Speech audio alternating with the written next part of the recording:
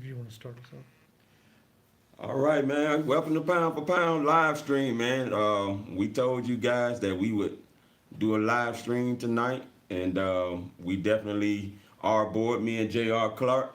Unfortunately, things didn't go the way we would have desired for it to go on Sunday.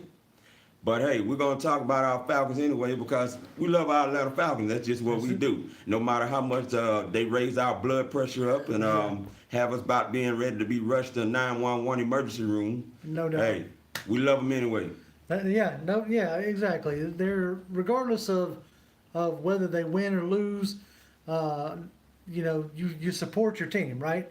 I mean, regardless of how they are. That's the reason why we're fans.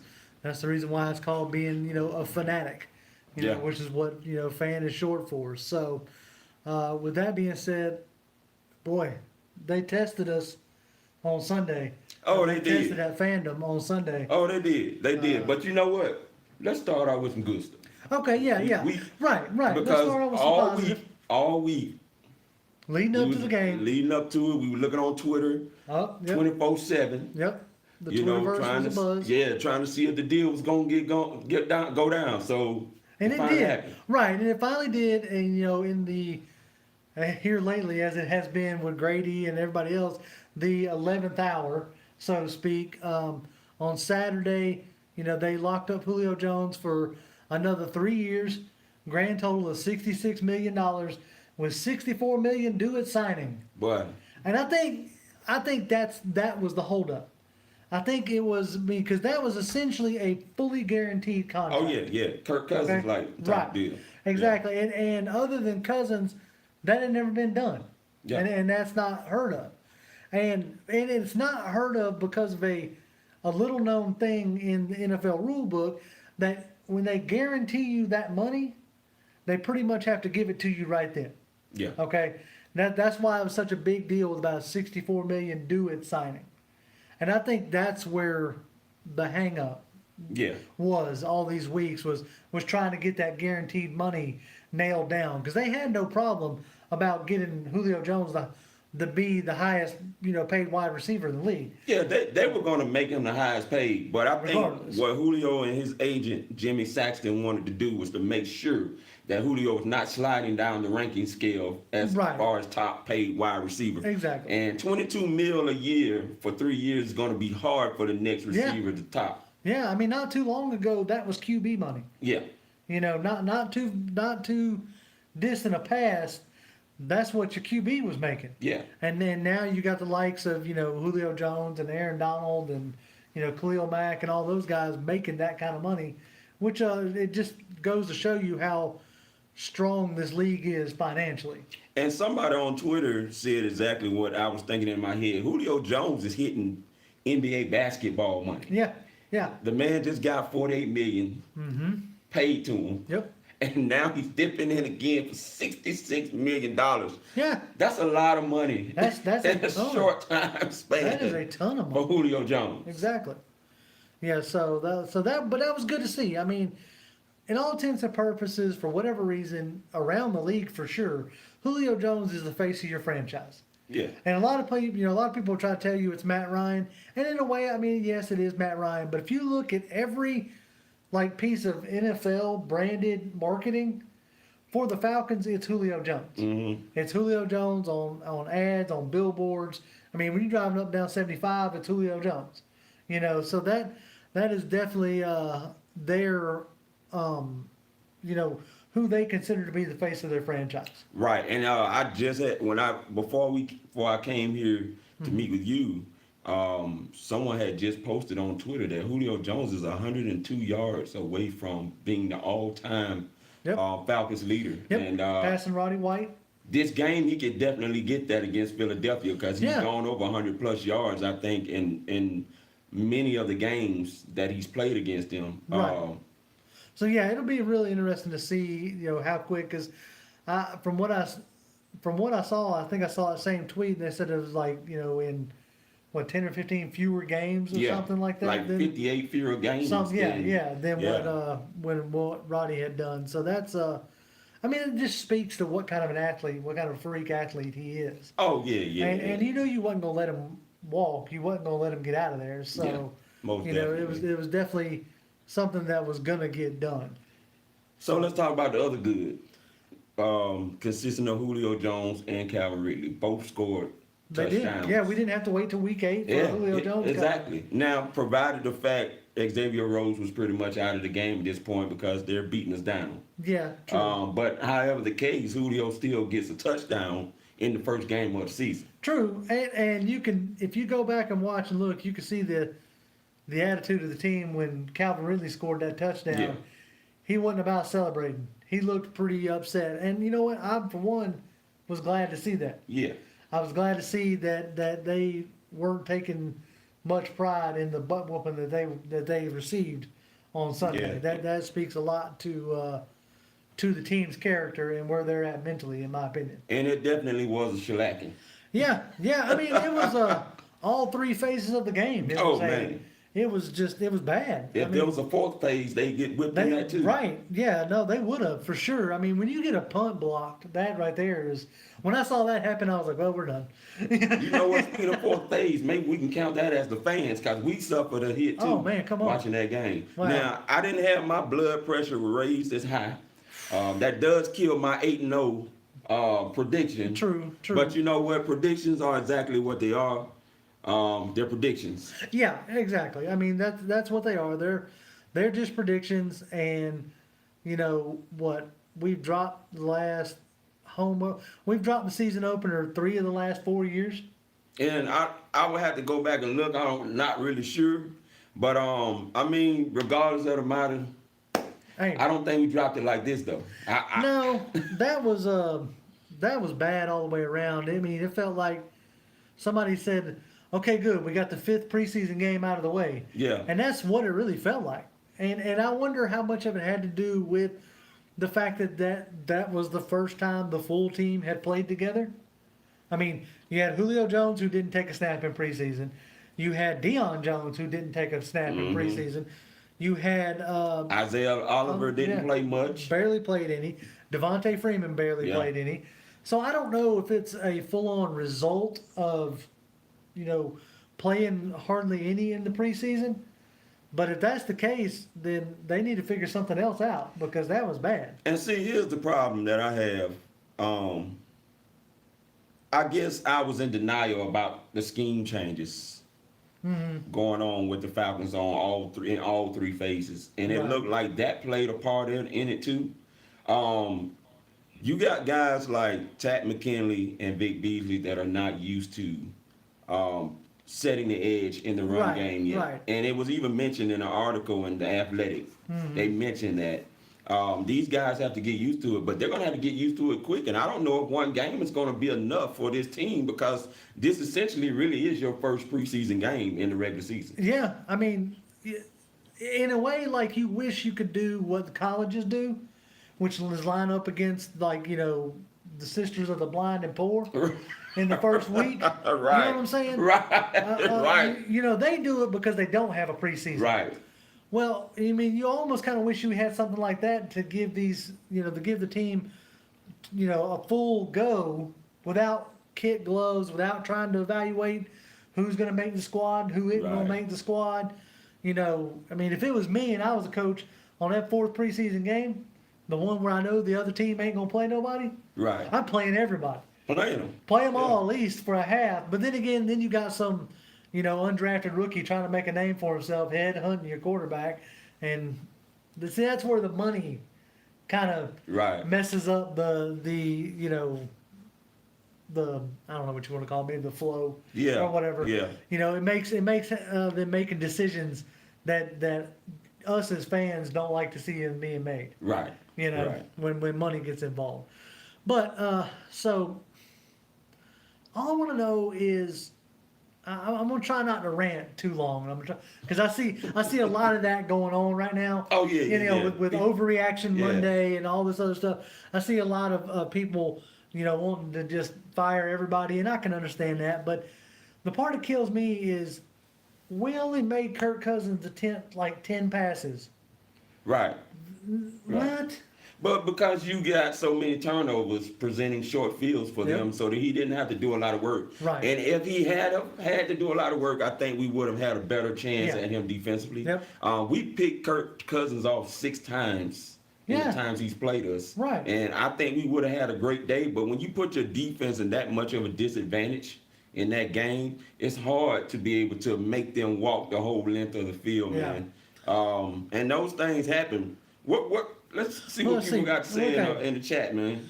Let's see. We got Cody said we better get well in a hurry or else it's not going to be good. I agree.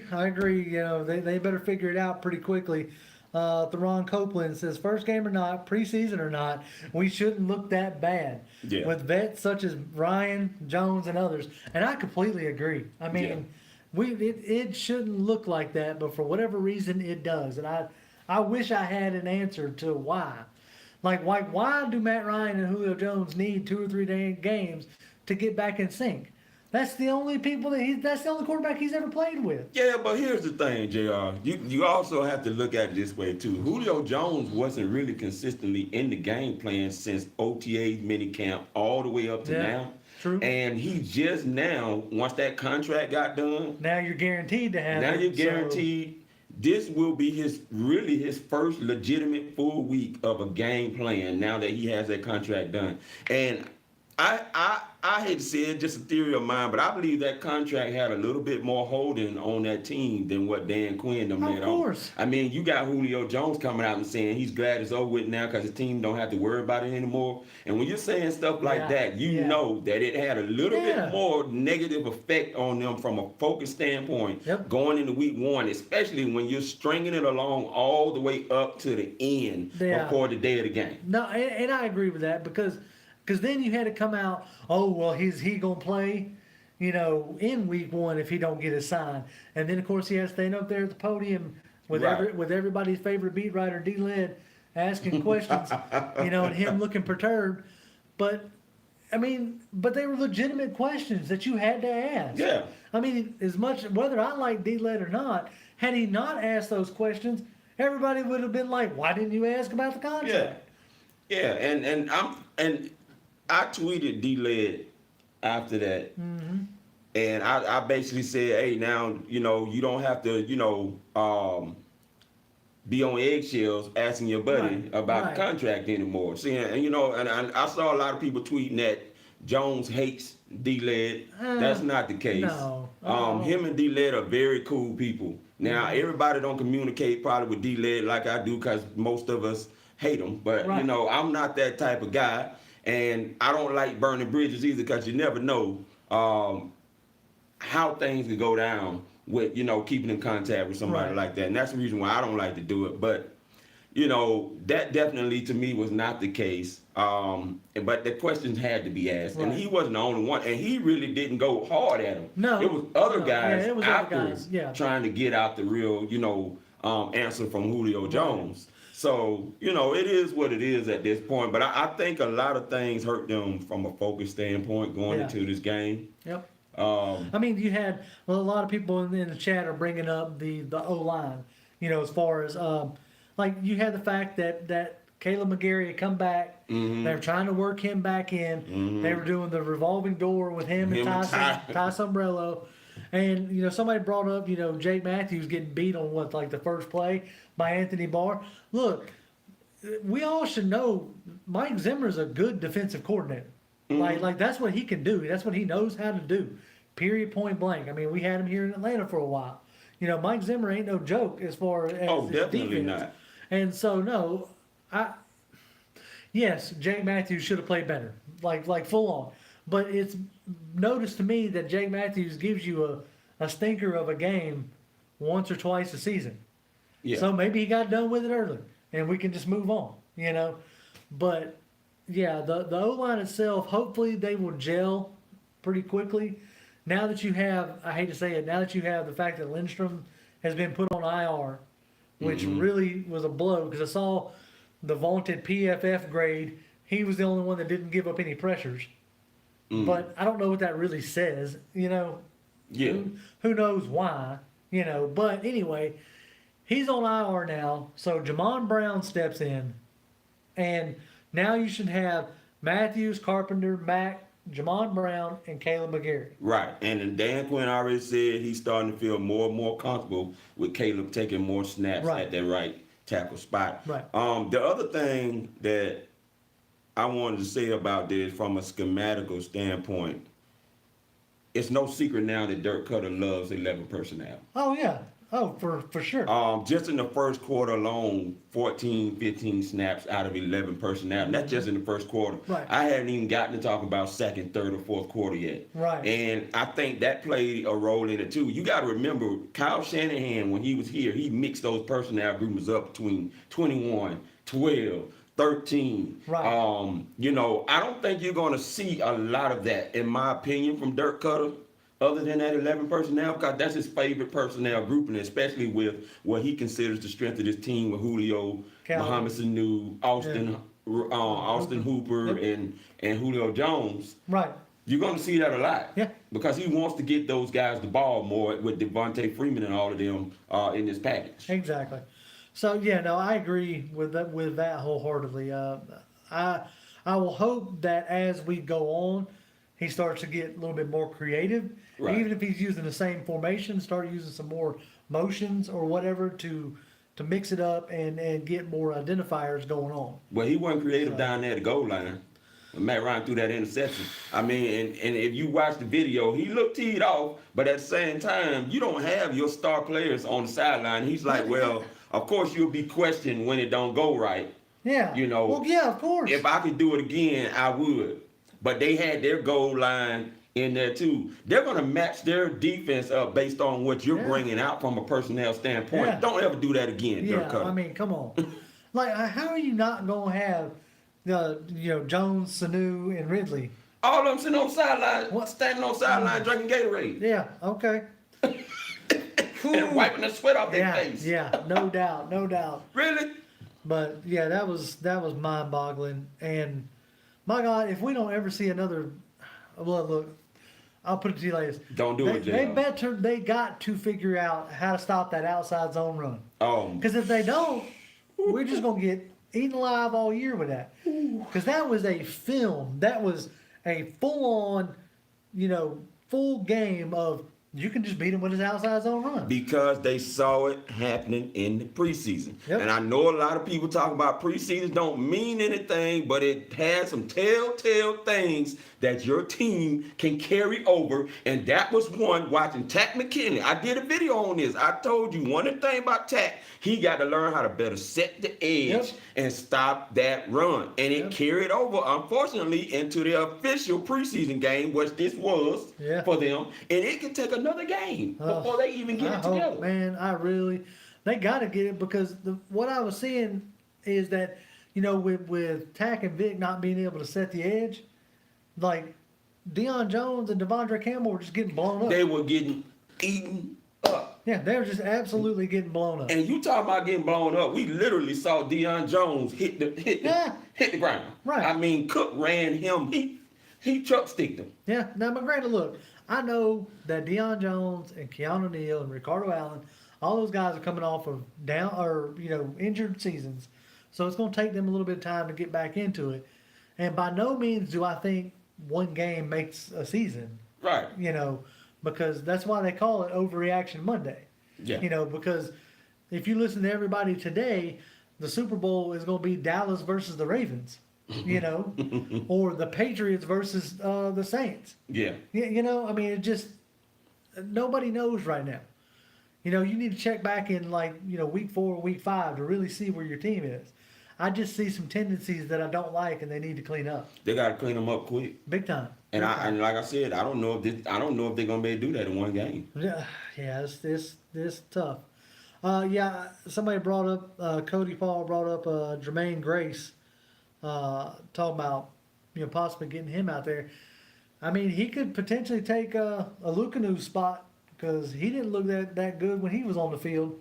So they may start giving Grace some snaps there, which would be interesting to see. But yeah, I don't know if Grace is ready to take a full-on starter role. I don't know if that would be much of an upgrade myself. Listen, if the defense had been put in better advantageous situations, you would have saw a lot more of Dan Quinn bringing out personnel groupings to match up with what was Yeah, I going mean, on. but when you're giving up short fields, whether Yeah, it be turnovers exactly. or block punts Yeah. or whatever. And they scored off of all of the turnovers. Yeah, all exactly, of them. exactly. So, well, yeah, that I think, that pretty much sums up, our feelings on that atrocious game. So what do you think about going into this week with Philly? I'm nervous. Yeah, I'm not. I'm nervous, man. I can't sit here and say I'm confident. Yeah. I mean, granted, now I know somebody said on Twitter that at home Matt Ryan's never lost to Philadelphia. So that's one thing if you want to look at history, as far as that goes. The only time in the Matt Ryan era that we lost to Philadelphia was one of the 2 games that Matt Ryan didn't play. Right. So, and Vic had just came back. Right. And so with that being said, also in the Matt Ryan era, we have never started 0-2.